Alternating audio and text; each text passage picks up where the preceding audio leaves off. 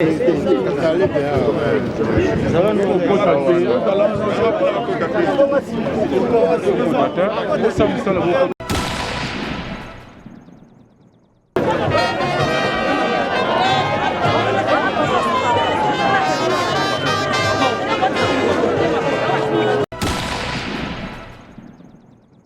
c'est-à-dire que la mort de l'apôtre Mbie nous a réunis.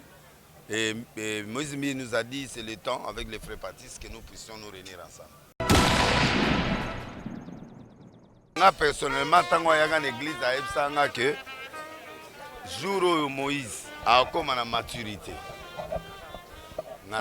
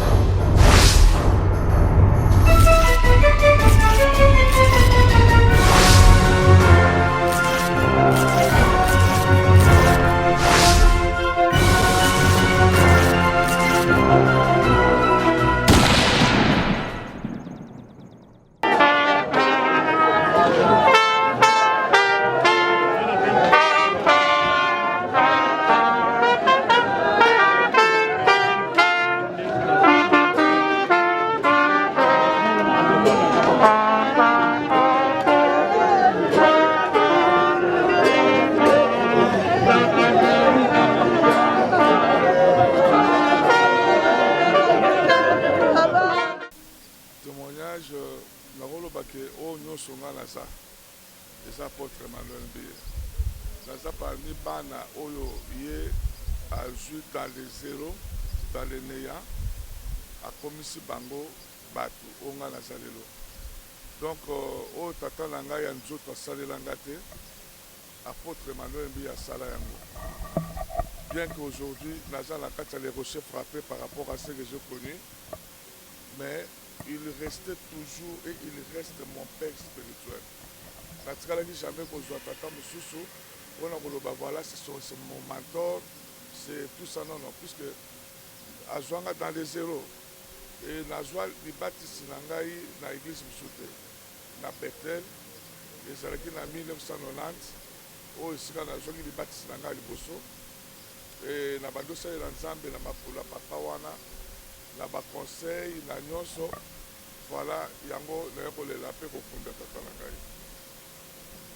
L'homme de Dieu, et là on est famille chrétienne pour retenir pour apôtre Emmanuel Mbie Moulaya. Apôtre Mbie yaza icône, il y a évangélisation. Bon, moi je peux dire que dans le résumé apôtre Mbie lokola socle topé moboko il y a fondement, il y a saine doctrine, il y a mboka na biso, voire même en Afrique centrale, dans le monde, puisque c'était Bethel déjà partout dans le monde. Parce qu'on a tamboli partout, et on a été dans l'église, c'était Bethel partout dans le monde. Alors, Aza Moutoyo, Azo mérité un hommage et belé. Église Mobimba, corps du Christ, toujours reconnaître le la papa. Patriarche, il y a église, corps du Christ. Je me souviens, même l'église catholique, on a on appel de fonds. À l'époque, je crois qu'il y a 80 quelques. Donc, Aza Moutoyo, église, madame, l'église catholique, Baya na Matanga, puisque Azo fait partie, puis il y a croissance, il y a l'église catholique. Voilà, c'est un peu ça. Na partout na yo oza ina pembeni na apôtre Emmanuel Mbie Moulaya. Et là on y a été aussi na kati ya famille chrétienne. Oya tikala ko sala te. Yo baba benema koso pour mona ki papa asala ki yo mona kati ko sala ngona. En tout cas, papa nanga molimo asala presque tout asala presque tout. Abanda ko banga mutu te za ba homme politique abanda ko affronter bango kolobela bango azalaki vraiment sans réserve. Et oyo peut-être mo biso tokosala ezaka kolanda batrace na ye kotelemela bantu valeur na kati ya baeglise. Un pasteur qui se méconduit tokokita tosuspendre ye et quelle que soit son obédience. Voilà, c'est un peu ça. Merci beaucoup. Je suis Titi Chibango, je suis serviteur au sein de l'Assemblée Cité Bethel. Donc j'ai commencé là-bas depuis mon jeune âge. Avec, nous étions même des chantres au sein de cette église avec le pasteur Médard qui vient de parler. Donc nous étions des chantres dans un même groupe. Nous avons évolué, nous avons travaillé avec cet homme de Dieu. Nous avons même contribué à l'ouverture même de certaines assemblées, comme l'assemblée de Cité Bethel Kasavubu, qui est sur Lukande numéro 27. Nous avions contribué à l'ouverture de cette assemblée-là avec le pasteur Kaldo Kabassé et les Célèmes qui nous ont quittés, et Denis Zouzi qui sont encore vivants. Voilà, nous avons œuvré avec cet homme de Dieu jusqu'à ce jour. Je sais une chose que l'église de réveil ou l'église de Kodjigis vient de perdre un grand. Papa Mbiye Moulaya, était un pacificateur, un rassembleur, un conseiller que nous venons de perdre. À l'époque de Papa Mbiye Moulaya à la Cité Bethel, quand il était pasteur là-bas permanent, je pense que Cité Bethel était l'église des musiciens chrétiens. On défilait comme on voulait. Donc nous gardons une bonne image de lui. Il a fait son temps et je pense qu'on doit le laisser aller en paix. C'est un homme de Dieu, il nous a laissé beaucoup d'exemples. C'est un exemple à suivre. C'est ce que je peux vous dire. Merci.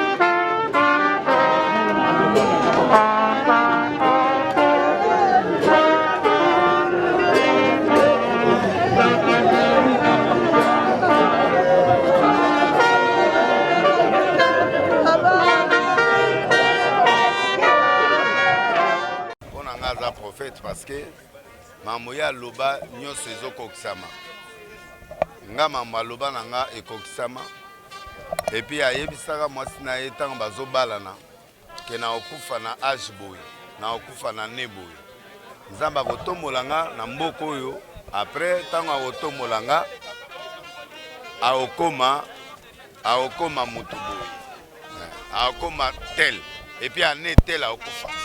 Bon, moi personnellement, quand je suis à l'église, je sais que le jour où Moïse a comme la maturité, et à l'exhibition sainte doctrine, à l'exhibition parole, crainte en Zambé, à Bundani na bisoti, à Tikibiso sainte doctrine, Lelo à Tikibiso Aki, donc c'est un grand prophète, c'est un saint homme de Dieu.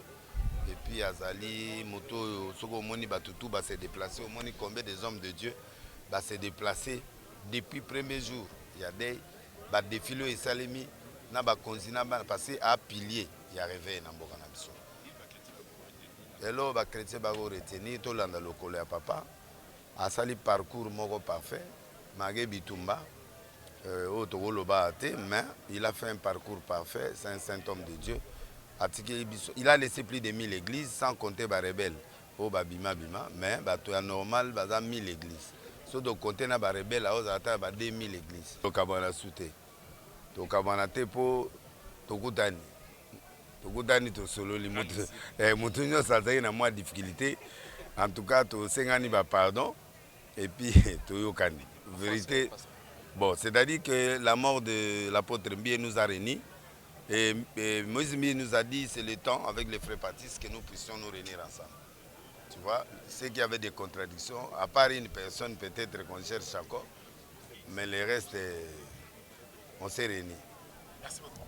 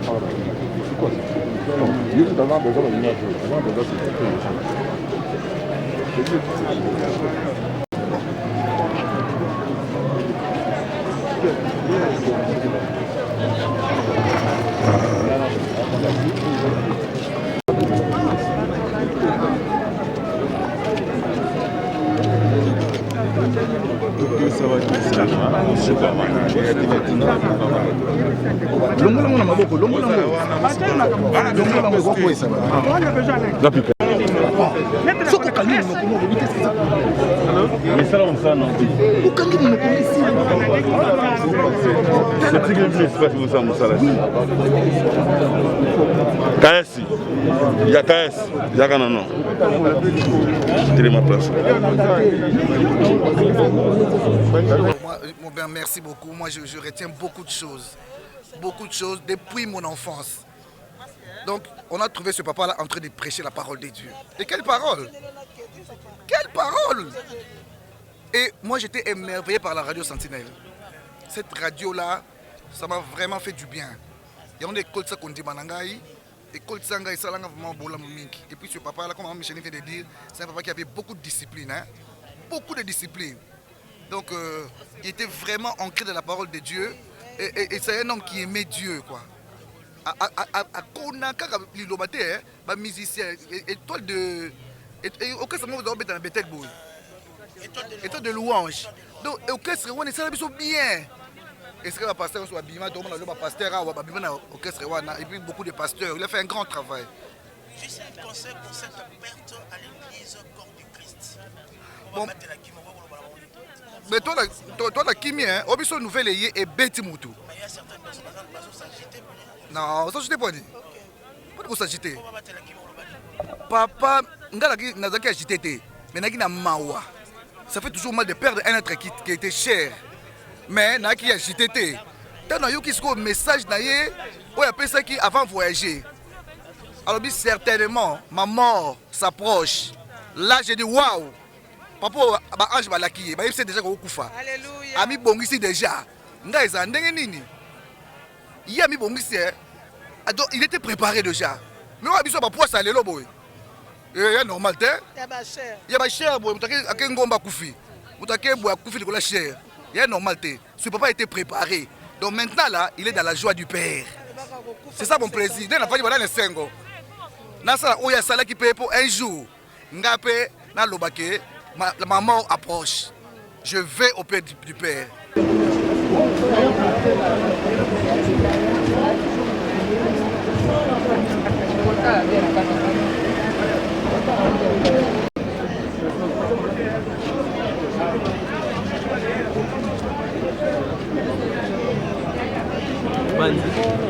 Otambira mo. Otenaza?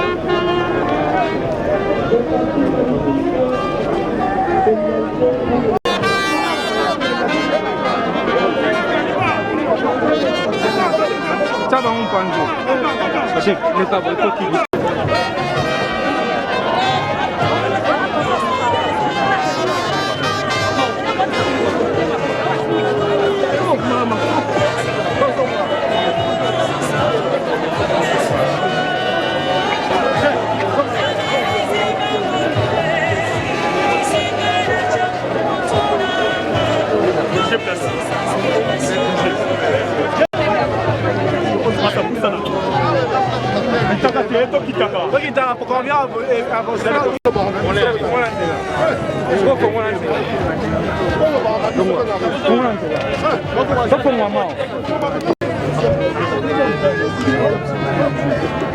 Bolonga kasi carré longa te. Tomata.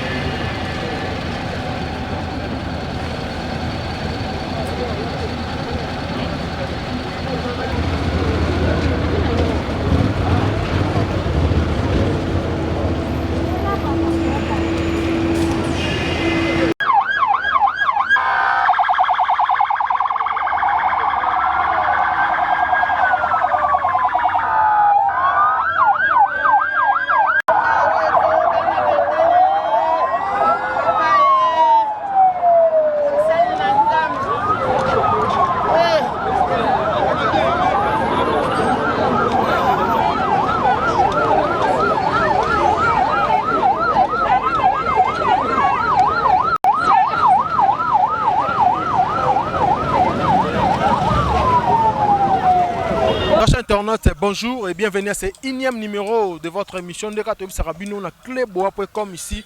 Actualité oblige, alors nous sommes déjà là tout ça en église Cité Bethel, to Libanda.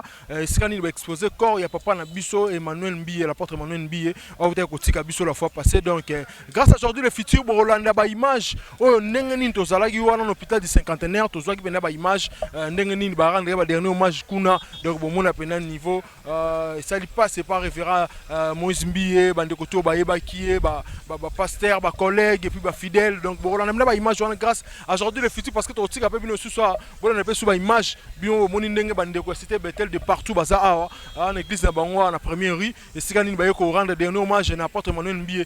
Quant à moi, pour tout ce qui est venu dans la image, je tiens à remercier d'abord Jordi le futur derrière la caméra, pourquoi pas aussi à Steve Labé, je pense directement à Franklin Maciel à les cordons, à Boss Lady Pichou Mangaya Pichou, pourquoi pas aussi attentat de la nation, à Batutu Banira Bisso, Batutu Banira Dio, le matin 9 de la presse, numéro 1, on a Bobé Nabiso, suggestion Nabino, Bapel Nabino, ça c'est énormément plaisir, donc je pense qu'on se revoit la fois prochaine à Tigre Bino, image au bord, on a Blandengeni, Makambu et s'est déroulé à Kinshasa par rapport à levé du corps Zagi Lelo, il y a apôtre Emmanuel Mbiye de Bomoni to bandi to Bomon ngwana to banango depuis l'hôpital du cinquantenaire Tinde Baïko exposition à la Cité Bethel. Donc on se revoit la fois prochaine. Continuité d'image quoi. Bye.